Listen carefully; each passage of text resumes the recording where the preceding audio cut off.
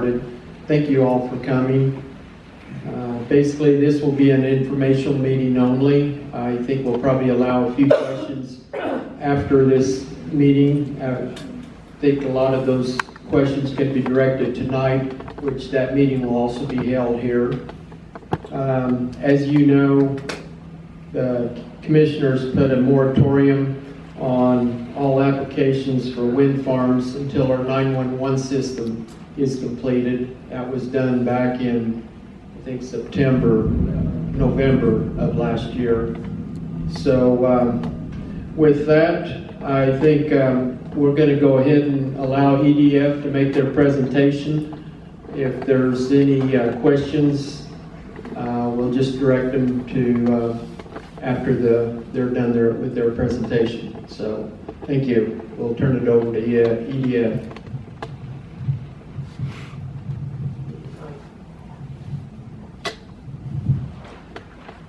So my name is Jaun Carlos. I'm the Community Relations Manager with EDF. Can everyone hear me all right without the microphone? My preference is to not use it, but I certainly will if it becomes an issue. So the primary role of my job is to do various meetings like this for landowners who are participating in our project, work along with the project developer to provide regular updates to the local officials within the counties that we are developing in. And the presentation that we've presented, or prepared rather, for you all this afternoon is informational in nature to provide you some company statistics about who EDF is.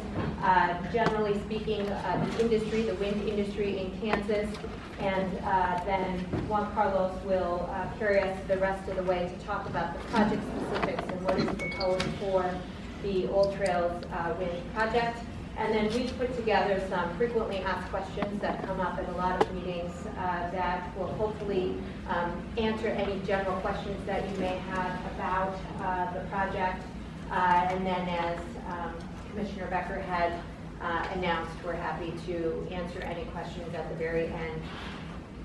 So EDF Renewables has actually been in business for about 35 years. We got a start in 1985 as an operations and maintenance provider.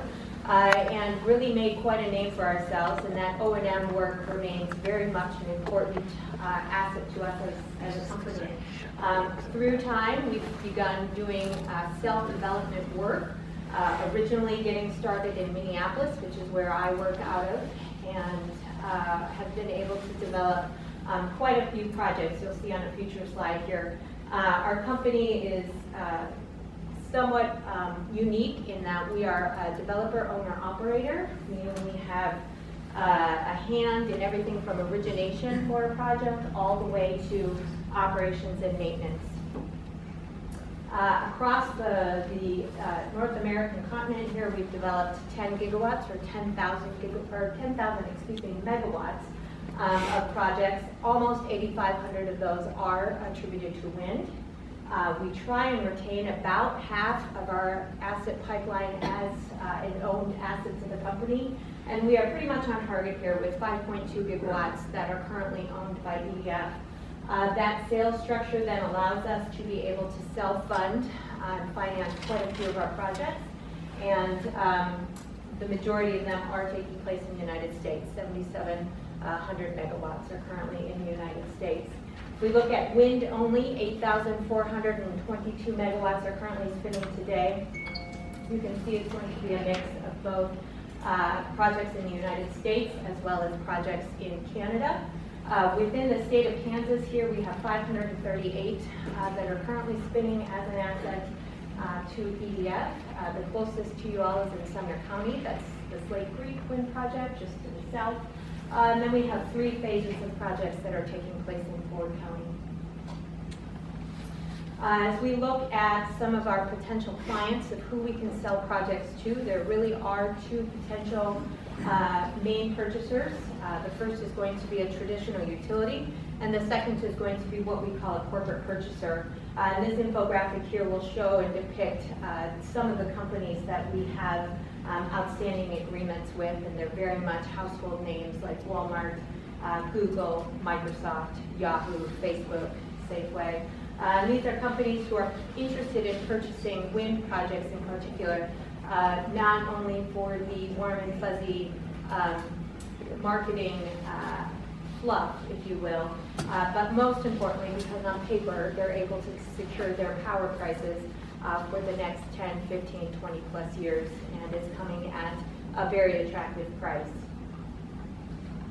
So when we look at what EDF has placed in service last year, 2018, the infographic here is split into two different sections. The left is going to be our distributed section, which is typically projects that are less than 50 megawatts in size. The grid scale projects are going to be on the right-hand side. Traditionally speaking, they are our utility scale or our corporate scale projects, at least 50 megawatts and up, very traditionally 100 to 200 megawatts in size. And you can see here that we have everything from, actually it doesn't say the type, but we have a mix of both wind projects and solar. Solar is going to be significantly smaller when we come to commercial scale projects. But 545 plus megawatts were installed from the commercial scale team, which is the team that Jaun Carlos and I work for. When we look at what we currently have in some stage of construction, we have just under 700 megawatts that are currently being installed as we speak. On the grid scale side or the commercial scale side, distributed is again slightly smaller in scale. They have 42 megawatts that are currently being installed today. When we look at what we have in our pipeline as contracted or successfully contracted projects, these are going to be projects whose customers and clients that we've been working with are interested in securing projects at some point in the future. You can see from the COD dates there, they're everywhere from 2018, which is already in operations now, through 2020.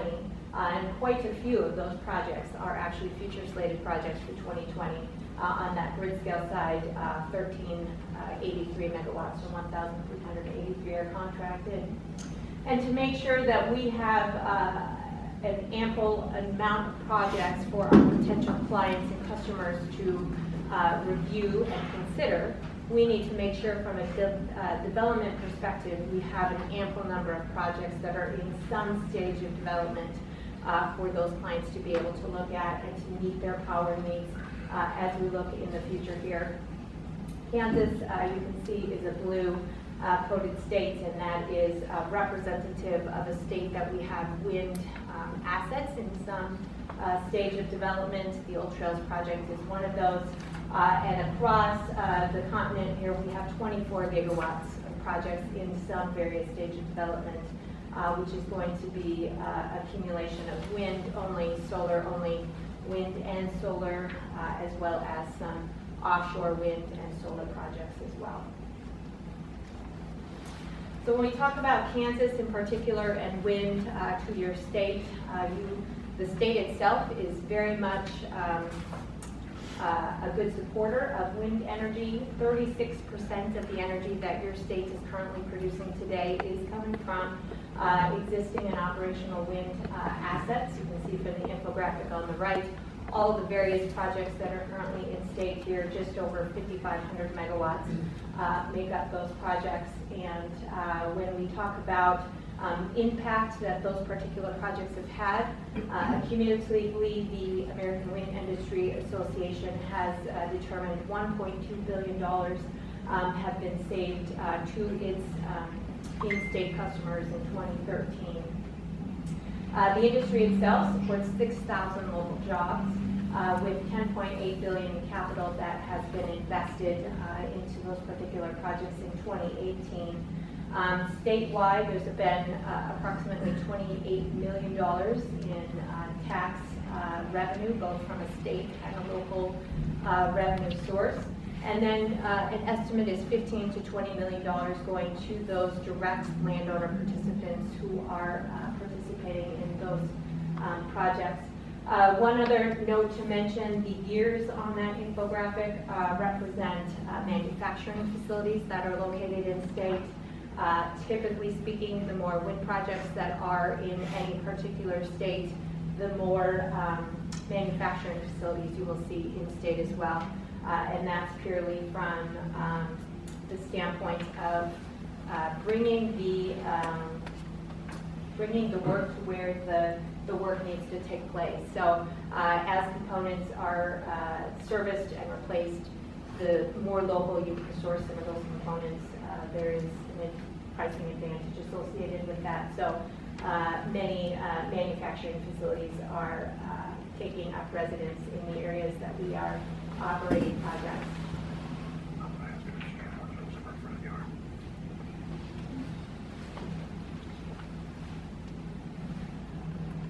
Okay, when it comes to general consensus in terms of why a particular community should be involved, really it requires minimal disruption to normal farming operations.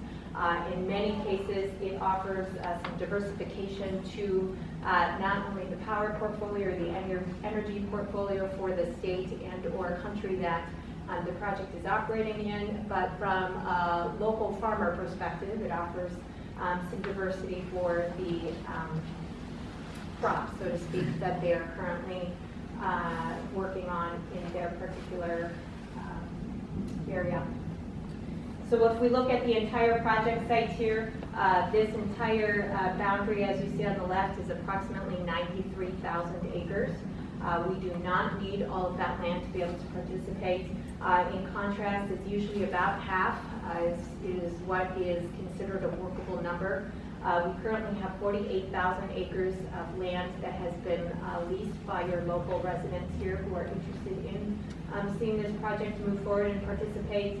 And of that 48,000 acres, less than 1% of the total land will actually be removed by physical infrastructure. That is going to be the turbine as well as the access road. Using just 1% of the land will generate additional income for those participating landowners, and they will be able to utilize their land either for agriculture or ranching use just as they had before, with that very slight reduction in usage. We only are working with properties that are under lease and properties that are interested and willing to participate with us, and so we do not have eminent domain. We have, as I mentioned before, quite a supportive base of land that is currently interested in seeing a project like this move forward. If we think about the larger picture and how communities might impact or see some positive impact from a project like this, there are temporary construction jobs that are associated with the installation of a project. We would estimate at least 250, realistically more than 300 temporary construction jobs that will be generated. Those that are able to be sourced local will be sourced locally. And in the event that we are unable to find that labor required locally, we will bring in then traveling crews to be able to install these projects. That act alone creates some induced direct and indirect impacts from an economic perspective. Those folks need to have a place to sleep at night. They need to gas up their trucks in the morning. They need to have access to 3 square meals a day. And so oftentimes local businesses will see a direct boom from the construction season. Long term, we do need the operations and maintenance crews to be able to service and maintain our assets. This project would be no different. We would estimate, depending on technology, anywhere between 5 and 8 full-time, long-term operation and maintenance positions to be created. These are individuals, again, if we're not able to source locally, who are going to be moving into your communities, purchasing real estate. Their kids will be going to your schools. They'll be going to your churches and procuring items at local businesses here, which is an additional layer of economic impact from a job like this. There are some tax benefits associated with a project like that, and because the state of Kansas does not have any specific mandated tax code as it relates to projects like this, the communities that we work with, we establish a pilot agreement which allows those communities to receive some economic impact as a result of the projects, and we'll talk about that a little bit later in terms of a case study, since we have not created that agreement yet with the local governing body here with being talk about the case study, which is the Slate Creek project in Sumner County. Landowners themselves receive participation payments for their participation in the project, and it can be one of two various agreements. First being a full lease in which they would host turbines and facilities. The second being wind rights only or collection agreements, collection facilities agreement rather.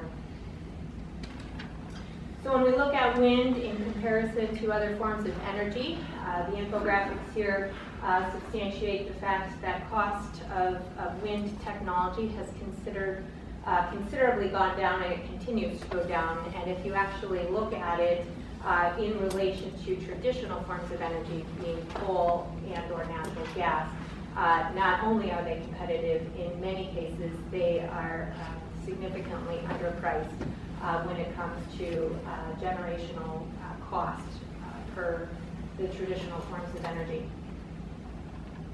If we look at development as a whole, this is not something that typically can be completed. There's a number of steps that Jaun Carlos will be talking about specific to old trails, but there are a number of steps that have to take place in order for us to be able to install and then operate wind projects of this size. Typically anywhere between, I would say the average is about 5 years and 10 years is the traditional industry average to be able to complete all of the development steps necessary to move into that construction season, which is the third block over. That construction season usually happens within 1 year, and then operationally a project can be operational for 20 to 30 plus years where it will produce power.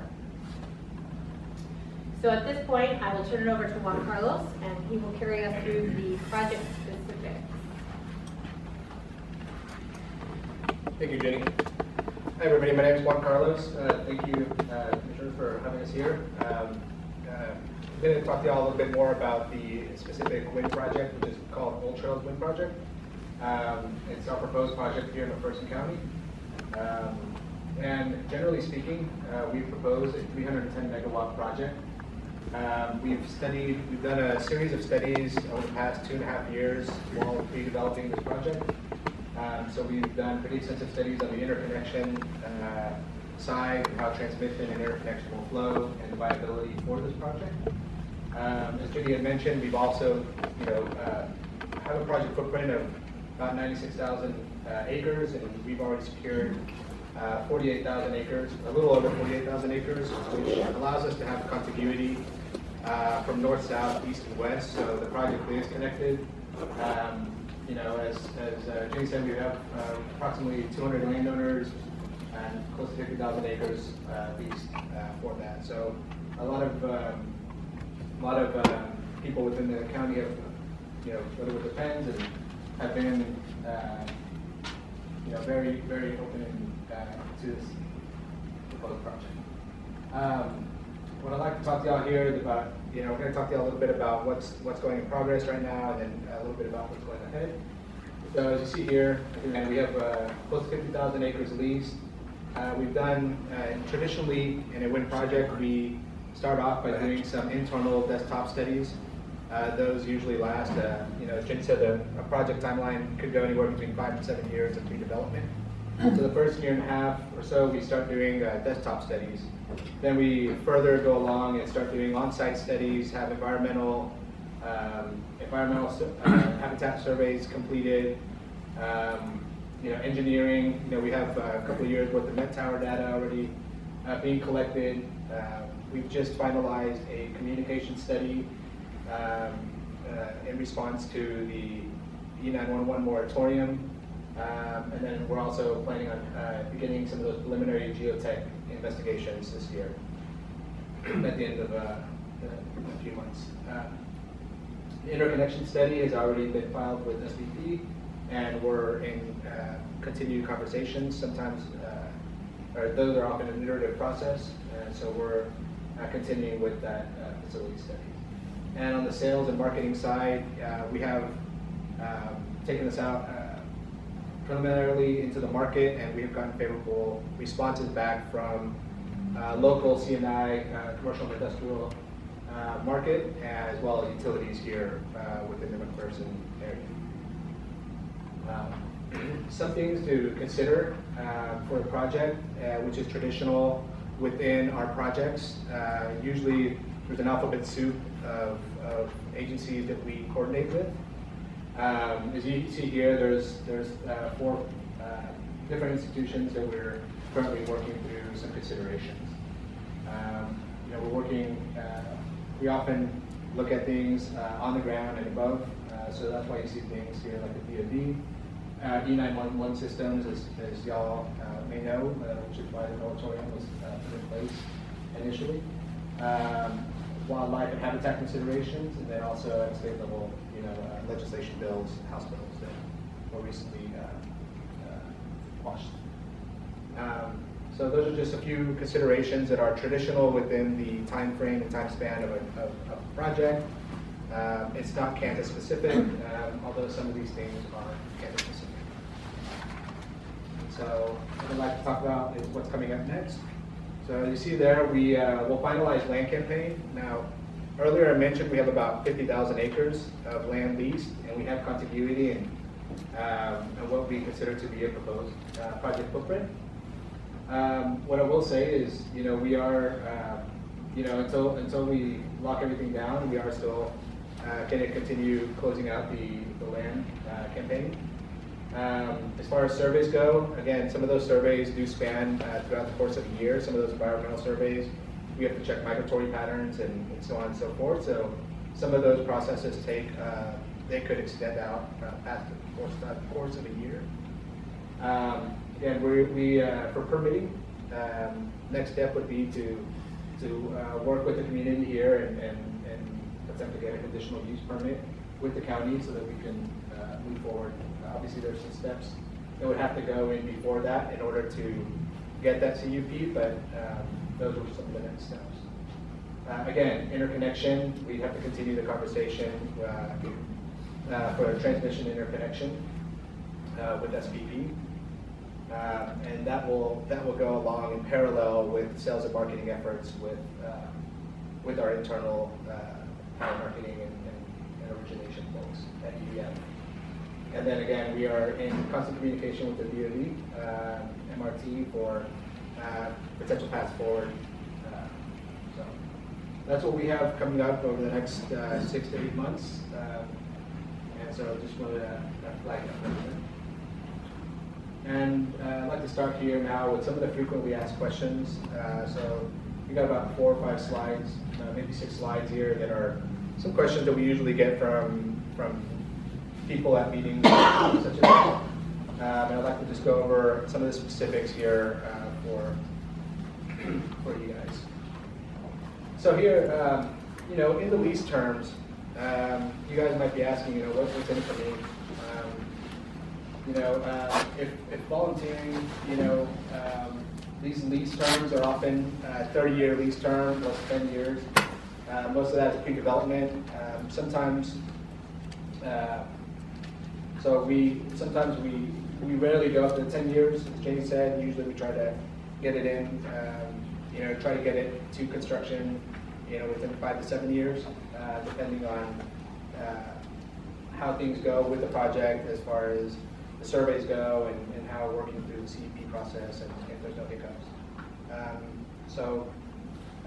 These lease terms, as you can see here, they provide pre-operating periods and operating periods. So pre-operating being what we're currently in, which would be before the project goes into construction. And you see there you'll have some annual acreage payments made in the meantime while we are pre-developing the project. Once a project goes commercial operation, then it switches gears and turns into turbine royalty payments, shared community payments, and collection facility payments. Now those are for people who have full lease terms, full leases. The other form of lease that we have would be a wind rights, access, or collection facility agreement. Sometimes people may not want a potential of having a turbine on their land and still wouldn't be included in the project. And in these type of situations, they're still amenable to some form of revenue generation for their land. And so they will opt in to use wind rights access or collection facility agreement. What that'll do is there'll also be a pre-operating and operation payments. And as you can see there, they're similar in the pre-operating for annual acreage payments. And then within the operation payments, you'll see a little bit of a difference where you'll have a shared community payment and then a collection facilities payment. So there's a little bit of a difference, but there's multiple ways for the community to be involved. We like to look at this as, try to get an inclusive community so that we can create a project that, harnesses the involvement of everybody that wishes to be part of the project. So then next, we'll go over the economic benefits. So when we look at the benefit to a potential community, I mentioned before that we were to look at a case study, the Slate Creek Wind Farm, which is located in Sumner County, Kansas, just to the south here. This particular project was in development stage for approximately 7 years. It just became operational in 2016.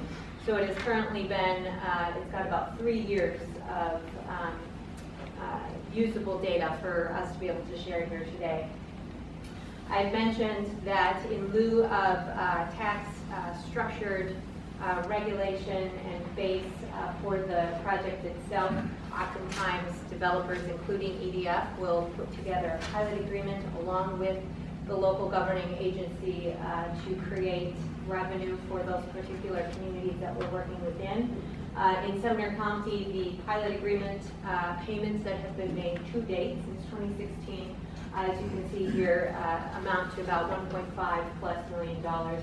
And projected over the life of the project, we would anticipate just over $11 million going to the local, state, and local communities. From there, because there really is no regulation, the county that made the agreement has some flexibility in how those payments are utilized. In many cases, they go directly back to the schools, roads, city infrastructure, things like that, that they are able to then utilize that additional funding to help put together various projects within their communities. Landowners are very much an integral part to the project's success, and as a result, we definitely want to compensate them for their participation. In the case of Slate Creek in particular, just over $5.5 million has been paid to landowners to date, and we would anticipate over the life of the project, 46+ million will be payable to those landowners who are participating. And if we look at the total economic benefit that the project will have to its community and participating landowners, that then turns into just over $7 million being paid to date to an accumulative total, and then over the lifetime of the project, an accumulative total of 57 million plus going to those participating landowners and the local county. When it comes to where turbines will go, that is very much a question that comes up quite frequently as we're going through the development process. And this is not meant to be a specific example for this particular project area, but more so a conversation in terms of some of the various items that Jaun Carlos and in particular the Resource Assessment Group have to consider when thinking about where to put a turbine. Sort of the analogy from almost every community, there's at least one landowner that says, well, how come you can't put it in the very corner of my property? Or how come you can't put it over here where, it would be most convenient for me? And while there are some cases where we're able to work with the landowner and to come up with a mutually agreeable spot that they have predetermined, in most cases, as you can see from the infographic, there are a number of reasons why we would not be able to site a turbine in the location that is most amicable to that particular landowner. There are various number of assessments and surveys that have to be completed in order for us to even identify potential turbine locations. Jaun Carlos had mentioned a few of those that have already been done, and definitely some that will continue to need to be done as we finalize what this particular project looks like. But, just for a very early example here, you can, for illustrative purposes here, we have 108 acres represented by this square. And everything from utilities, which is going to be in red, other easements. So in this particular area of the country, it may be oil and gas lease, something along that line. You've got parcel boundaries of both signed and unsigned land. You've got potential wetlands, flight paths from the FAA, microwave beam paths that need to be taken into consideration. And then from there, we're talking about then from the host perspective itself to make sure that we are citing appropriately based on EDF's internal best business practices. Oftentimes, the state may have some standards that they like to see in terms of how close a turbine can be to unsigned land, or how close a turbine can be to existing homes or habitable structures. More times than not, our internal business practices are more restrictive than what we are able to do from a local, state, or even local governing body mandate. And so in those cases, we want to make sure that lifestyles are going to continue at the same level of enjoyment as they were before. So we're making sure that the existing land use and landowner input has been taken into consideration. Any noise or shadow flicker studies that have been done are taken into account in terms of potential impact to those particular landowners. And a host of other things, most importantly, public safety, making sure that those structures themselves are placed in an area that is the least minimally disruptive to existing land use and moreover public safety. Before I move on, does anyone have any questions? This infographic is a lot to absorb and digest. And then lastly is restoration, and what does it look like post, that 20 to 30 year operational period? What happens at the end of the project? And although it's not showing up completely here on the screen here, we at EDF and oftentimes the communities that we are working with have required and mandated certain agreements be put in place in order to receive that conditional use permit. In this particular case, there are decommissioning bonds and agreements that must be taken place internally. Our internal business practices mandate that we want to be good stewards to the communities that we're working with. I mentioned those 5 to 8 operational and maintenance positions.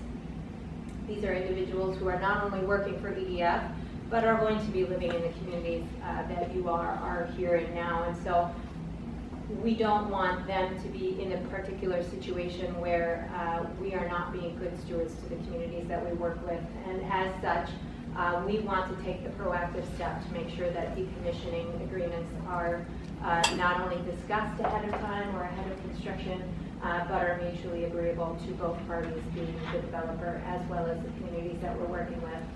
So they are actual agreements that are taking place ahead of installation and construction. They are agreements that are agreed upon by both parties, and it typically involves some sort of bond or letter of credit to be put up in advance to be able to cover the cost of removal of infrastructure and restoring the land back to its pre-installation state. Every turbine is removed at the developer's expense, and it is put in place to make sure that we are responsible business members and stewards to the communities that we are working in. In the very unlikely event that EDF is no longer in business or no longer owning the actual asset, the Old Trail to Wind project, that is some reassurance to the communities that we're working within. Likewise, I mentioned with the sales structure that EDF has, about half of our projects are sold as an asset to those particular customers, be it a traditional utility or a corporate purchaser. In that particular instance, the decommissioning agreements that are put in place follow, much like the agreements that are between us and the landowners, must be upheld and followed by whoever that new owner is. And so decommissioning is no different in that regard, in that whomever should own the project, if EDF does not, must adhere to those decommissioning rules and obligations as well. So that concludes the end of our official presentation. As Commissioner Becker had announced, we are here to answer any questions that they themselves or you, the public, has for us in relation to either the company or the proposed project. And Jaun Carlos and I are here to answer any questions you all may have. Yes? Earlier this week, somebody had mentioned to me, we're kind of a conservative type county here, and somebody had mentioned, I just wanted you to verify whether this is true or not. Is EDF Renewables like more than 80% owned by the French government? So EDF is based out of San Diego. We are the American branch of the American renewable branch of our parent company, which is EDF, Electricity de France. It is a publicly traded company in Europe, but as a company itself, we are a self-operating company based out of San Diego. But is it more than 80% owned by the French government? So, I couldn't even tell you. I think it's on the internet. I couldn't speak to that right now Okay. as well. Okay. But we are a fully owned subsidiary for North America, just as many other companies have traditional headquarters in one country and have multiple subsidiaries in other parts of the world. Yes, sir. How much of the cost of this is subsidized by the federal government and state government, and what do your CEOs make?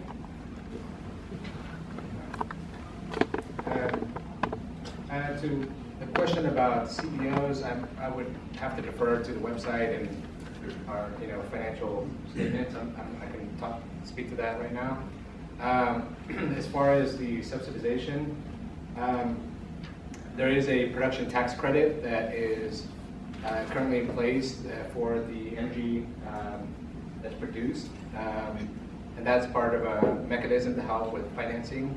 That is being phased out at the end of 2020, down 20% in 2021. So it's phasing down from 100 to 80% in 21, and in 22 it's phasing down to 60%, and then it's going away completely. So the industry, as Judy had shown in the infographic, the levelized cost of energy, which is the amount of energy produced it takes to produce kilowatt, a specific unit of electricity, is lower now for wind in many situations than it is for coal and natural gas. And so, as such, these things have been phased out, and we still anticipate the renewable energy industry as a whole to still continue to move forward because the levelized cost of energy is dropping so precipitously. So that means my electric bill's going down, then? No way. No, that ain't gonna happen. And your property tax, how much money's gonna come in? Yeah, property tax. Yes, ma'am. We received your booklet that you just recently mailed out to landowners, and I was surprised to see the map going all the way to Saline County. Is that right, that map? Have you leased ground all the way up to Saline County? So the board, the outline that you guys see there is well, that's it. In your booklet, it went all the way to the county line. Just Yes, ma'am. east of I-135. This is our cost. Yes. So the physical location, and give me just 1 second, we'll go to this. But the physical location is actually going to be south of Smoky Hills Road. Smoky Hills Road. So it will not be going up to the county line. So your map isn't right in that. Is that the map that you referred to? It's the map that was in your full color brochure and your 2-page letter. Fact book. So it's not uncommon for the project boundaries to morph and change, especially as we go through some of the more in-depth studies and surveys that have to be done throughout development. That particular fact book was produced at an earlier time frame when some of the more recent studies that Jaun Carlos has been working on had not yet actually been digested and absorbed. So it's not uncommon for a project boundary at the beginning of development when we initially come to a community to look, in many cases, significantly different than it did at that very beginning. But we just got that booklet last week or so, Correct, 2 weeks ago but maybe. it was actually produced in advance here of that. So there's been a number of... So you're going as far north as Smoky Valley Road, is that right? Is that the... Currently, yes. Okay. But again, things do shift as we get more information, as we conduct more studies, and we're at a point in time right now where we are conducting a series of parallel studies that will give us different indications to many of the different things that Ginny has showed in the map where it shows you some of the setbacks. So when we get those studies back, we usually try to adhere to the recommendations of different entities that are proposing listing and try to adhere to those as best we can. I'm sorry. Go ahead, Deb. I think she has a question first. What is the size of the proposed turbines? So that's a good question. Currently, we are evaluating several different type turbines. There's a series of, again, I'm not trying to be obtuse here with my answers, but it's difficult to specifically tell you now because it is a moving target. As we get studies back, it changes where we can actually put a turbine. So depending on where the turbine is, it may have a different optimized layout, and that layout we will use turbines of different sizes, from a tier 1 manufacturer that we will utilize forward. Now, I couldn't tell you specifically, that's why we gave a range between 50 and 110 turbines. And that will also be contingent upon how the proposed project size will look after everything is kind of shakes out. So as we move through the environment, through all the surveys, we will, that footprint may change, which is why the fact book shows one project boundary potentially, and why we're showing you here is a different boundary. The same thing will happen with turbines. What's the range on turbine heights? That we're evaluating. Mm-hmm. I'd have to evaluate with our resource assessment group because that has also changed recently as we've come down. So different topographies lead to different yields of wind, and different turbines will react better or worse to those types of winds. So we are going to constantly evaluate this as we go through this. And now, when we do go through the conditional use permit, those things will be more solidified. But Typically speaking, they either fall underneath the 500-foot ceiling or above the 500-foot ceiling. And depending on which side of the fence that you end up on, has one particular path if you're under 500 feet and a different path if you're above 500 feet.